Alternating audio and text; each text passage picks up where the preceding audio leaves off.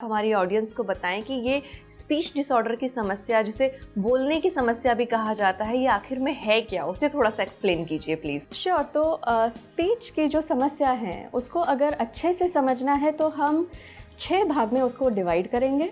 Okay, सो पहला जो भाग है उसको हम बोलते हैं आर्टिकुलेशन, यानी उच्चारण की अगर तकलीफ़ होगी तो यहाँ पे पेशेंट की हम जांच करते हैं कि वो कौन से अक्षर बराबर से बोल पाते हैं, नहीं बोल पाते हैं, किस वजह से उनको ये तकलीफ़ें होती है, क्या समस्या है।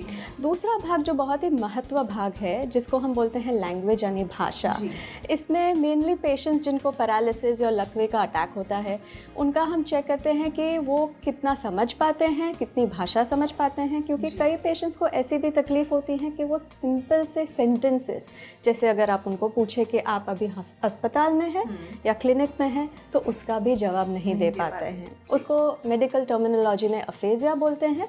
तो ये चीज़ की हम जांच करते हैं, और उसके साथ जो एक्सप्रेसिव लैंग्वेज है, यानी पेशेंट कितना बोल पाता है, पूरे वाक्य में बोल पाता है, शब्द में बोल पाता है, अपनी बात समझा सकता है कि नहीं, उसकी जांच करते हैं। तीसरा जो भाग है उसको हम बोलते हैं वॉइस डिसऑर्डर, यानी कि आवाज़ की कोई तकलीफ़।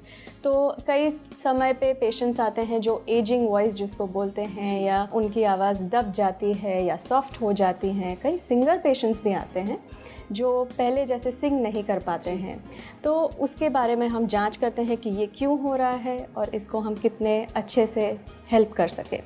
चौथा भाग है जो सबसे इम्पॉर्टेंट भाग है, जिसको हम बोलते हैं स्वॉलोइंग डिसऑर्डर्स, यानी कि निगलने की तकलीफ़। तो कई बार पेशेंट्स को जब भी पैरालिसिस होता है, लकवा होता है, तो उसके बाद उनको रेगुलर फूड जो हम लोग खाते हैं उनको निगलने में, पानी पीने में बहुत दिक्कत आती है, वेट लॉस होता है, हॉस्पिटलाइज होना पड़ता है। तो वो चीज़ें भी हम चेक करते हैं। और पांचवा जो हिस्सा है जो सीनियर सिटीज़न ग्रुप में काफ़ी कम दिखाई देता है, पर उसको हम बोलते हैं कि फ्लुएंसी डिसऑर्डर, यानी कभी बार पेशेंट्स को कुछ न्यूरोलॉजिकल इम्पेयरमेंट होते हैं तो वो हकलाने लगते हैं, उनका स्पीड या उनका प्रवाह कम हो जाता है। तो ये 5 या 6 चीज़ें हैं जो ये ग्रुप में मेनली हम चेक करते हैं, और ये सब मिलके आप बता सकते हो कि कोई स्पीच, लैंग्वेज या कम्युनिकेशन की डिफ़िकल्टी है। यस।